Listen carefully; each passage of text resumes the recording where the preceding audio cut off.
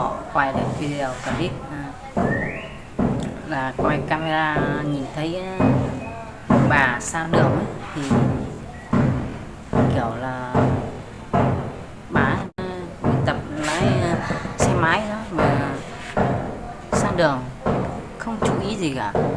Bà ấy vừa mới tập lái xe máy ra không biết sang đường nhá. Lúc không có xe thì bà ấy lại không sang đường nhá. Camera nó quay rất rõ và rất rõ ràng cho đấy.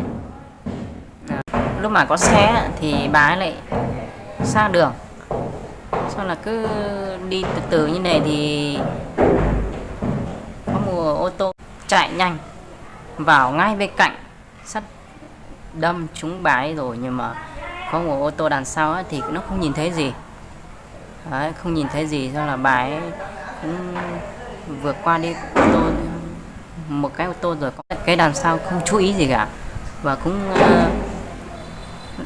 chạy quá tốc độ và tông ngay bà ấy. Xe máy thì cũng chắc nó bé hết rồi, cũng hỏng hết rồi đấy. Còn người thì bây giờ hiện tại thì người thì mất rồi, cho nên tôi cũng